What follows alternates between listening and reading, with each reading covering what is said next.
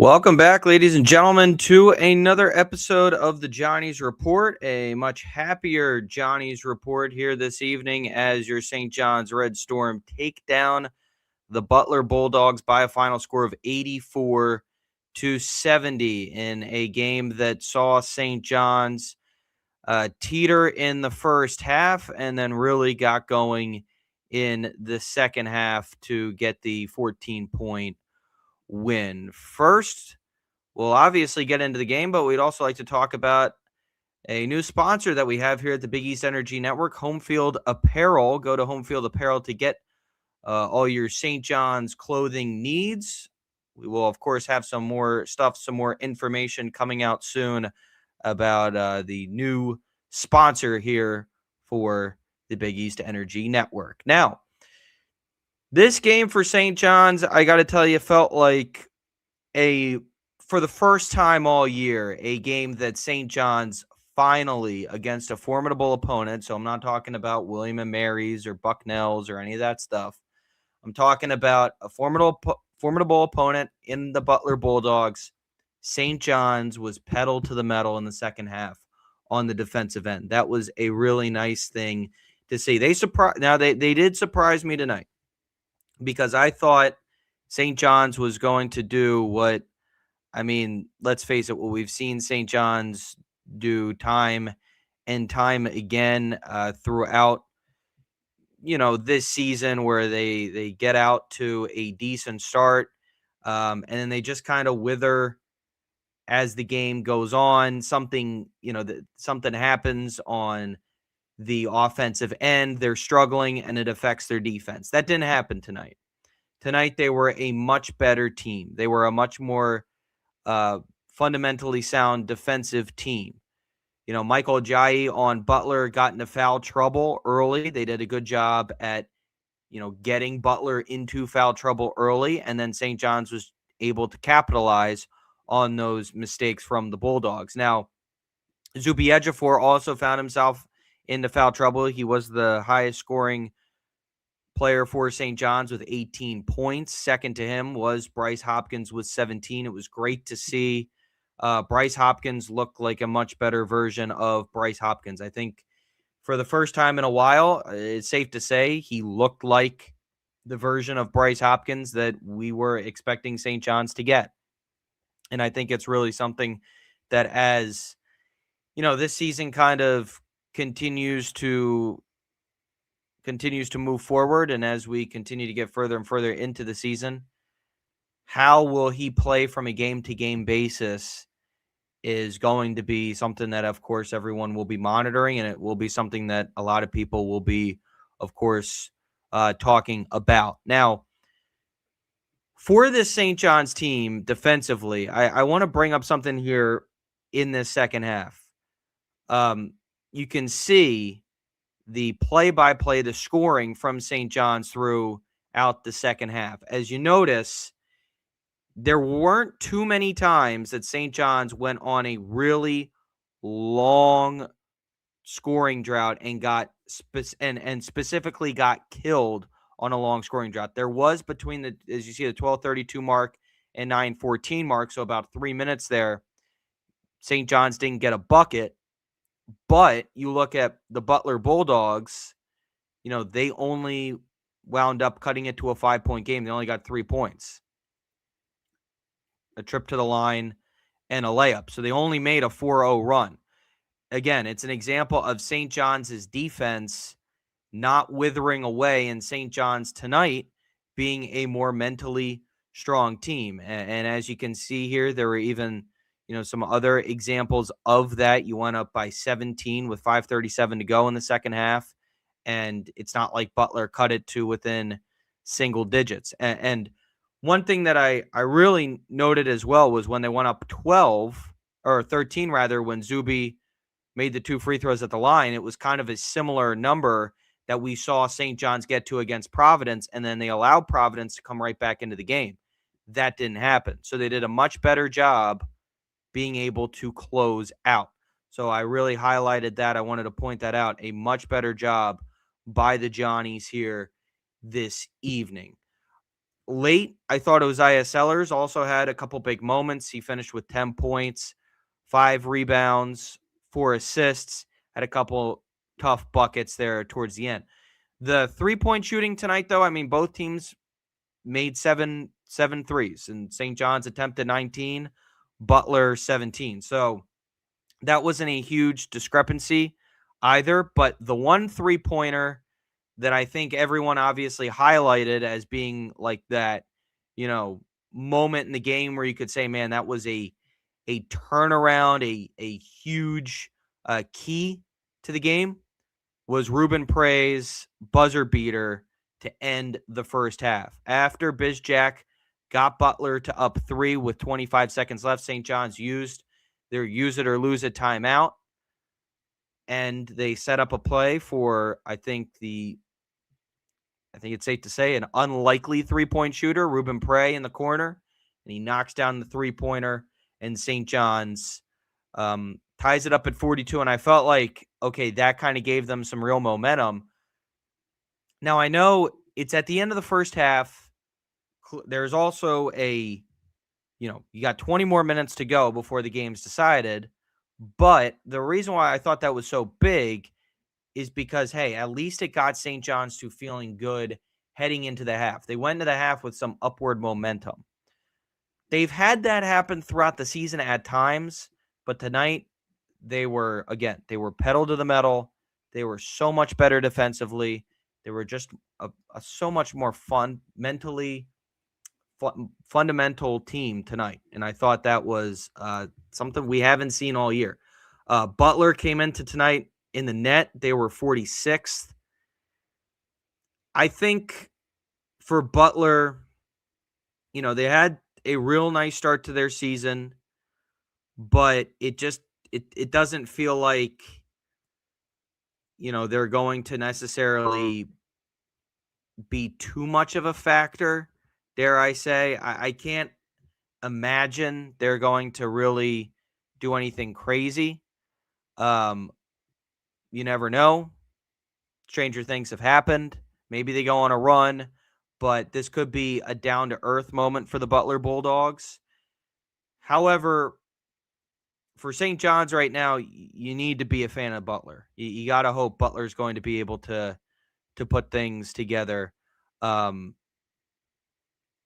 because St. John's is going to need those at least a quad 2 win minimum out of Butler. I mean, a quad 1 win would be excellent, but quad 2 win would be nice. Now, looking here from Zach Berzilla's Twitter page, some quotes here from Rick Pitino. So he mentioned tonight about Ruben Prey and Zuby Ejiofor. He said it could be something we see more of, Zuby and Ruben Prey playing more together. I'm curious to see how that would work, because you could lose some things. However, it could mean that, and when I say, I mean, you lose some outside shooting there, but what I wonder too is if you're going to have Zuby and Ruben on the floor, you're not going to have Bryce Hopkins. I wonder if that's, okay, we're going to kind of limit Bryce's minutes. Now, he found himself in foul trouble. He only played 24 minutes tonight, did Bryce Hopkins, but he did finish with 17 points. He was 7 of 12 from the field, knocked down a 3-ball. He was active defensively, had a big steal in the second half, and had a dunk on the other end. It felt like he was more aggressive tonight, and I know he's been a guy that people have been really hard on in the I don't want to call it young season, but the first half of the season, because he just hasn't been what we were advertised as getting, and I think that's safe to say. Tonight, though, he was that, and I mentioned 17 points tonight, 24 minutes. He had 15 points in 20 minutes in the second half, all but 2 of his 17 points coming in the second half. So a good night tonight out of Bryce Hopkins, and hopefully that's a sign of things to come. I also kind of wonder if for him, the frustration of Saturday's game against Providence, the humiliation of being taken to the floor in the final minute there on a big bucket, if that didn't play a factor into Hopkins. And also I wonder if there was a message at the break when, Rick may have been getting on his veteran forward because he got into foul trouble early in the game. Now, I also wonder if he's looking at Ruben Prey in the first half. Ruben Prey had 6 points. As I mentioned, had that big 3 ball there at the end of the first half, the buzzer beater, finished with being 2 of 2 from beyond in the game as well, and a solid 10 points. I think for the first time in a while, we saw a really good game out of Ruben Prey and Leotopoulos, who also had some big shots as well. He was 2 of 6 from beyond, 4 of 8 from the field, had a good first half out of him. And I think that's another thing to really mention. The role guys were there tonight. You didn't need Zuby to go off. Sure, he was your leading scorer, but you got to see other guys come through. You got to see, guys like Leotopoulos, Ruben Prey. It kind of paved the way for them. And I thought that was great as well. And as I mentioned, Isaiah Sellers having a nice, tough couple buckets there at the end where he was just able to shot create for himself. Some other guys to note, though, and specifically to the backcourt, there was obviously one player who did not get any minutes tonight, and that was Dylan Darling. Now, it's not as if Ian Jackson, who got into foul trouble, stop me if you've heard that one before, and Josan Sannon, who had a big 3, had a good 3, let me rephrase, 3 that I think you really needed earlier in the game, but ultimately didn't really offer too much. And it's not like his defense tonight spelled positive to kind of the negatives in his offensive game. But no Dylan Darling. And Rick Pitino's reason for that, he went with more shooting. He wanted more shooting, and Darling's not hurt. So there you go. I mean, I think a message ultimately has to be sent to Dylan Darling. Now, he had a really good game against Iona after Pitino kind of outed him in the post-game press conference in the game prior. I believe it was the Ole Miss game, and Pitino said, I really got to get to work on him and his outside shooting, and it proved positive against Iona. Now, clearly a message needs to be sent to Darling. He'll if he starts games, I've noticed he starts games off, he might make a big 3, he might have a couple big plays, but once something goes wrong, he turtles.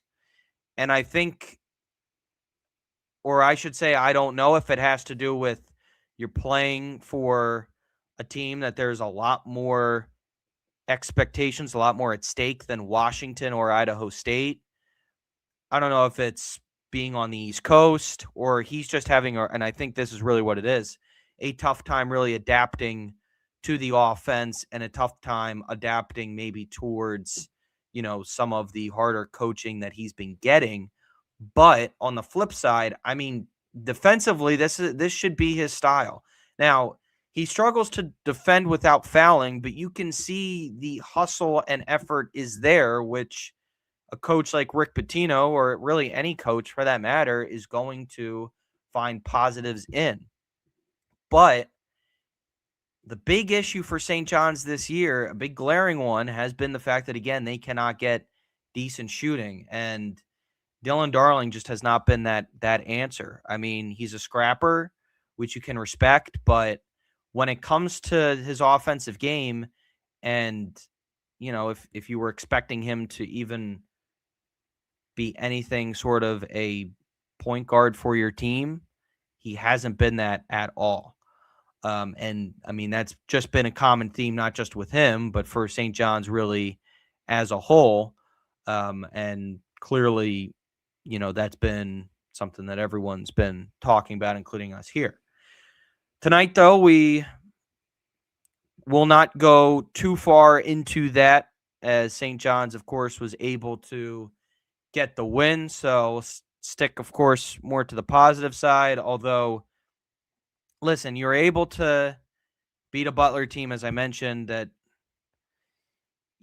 could be a Butler team that had a great first half of the season. We get into conference play, and then maybe they'll go into the hole here. So we'll see where they go from this point forward. Is this going to be enough offensively for St. John's moving forward? Probably not. Now, you got 84 points tonight. Big part of that was because, and listen, it's the backbone of this team. So I'm not going to sit here and complain that they got a lot of points off turnovers. But they didn't really do enough in the first half on the offensive end that I think would leave you feeling any more confident towards, like, okay, they're finally figuring it out. Hey, they're coming out of this. I can't say that. What I can say, though, is the identity of defense first was there tonight, which was nice to see. As I mentioned, they turned over Butler by, like it was going out of style. 21 turnovers for the Bulldogs tonight. St. John's, 27 points off turnovers. Butler in the second half alone committed 13 turnovers. That was something that St. John's against Providence you weren't seeing. You weren't seeing that relentless effort defensively. And I thought that, again, in the second half, Bryce Hopkins had a big moment where they telegraphed a pass. He stole it away, and he answered on the opposite end. He had 2 steals. Ian Jackson also had 2 steals. I thought his defense was good tonight. Dylan Mitchell didn't stack it up in terms of the overall points, in terms of the stat sheet, but he offered some big minutes there in the second half, which I thought were good. He was your leading assist man in the second half. I don't know if that's a good thing or a bad thing. He had 3, a block, and a steal in all 20 minutes of the second half out of him.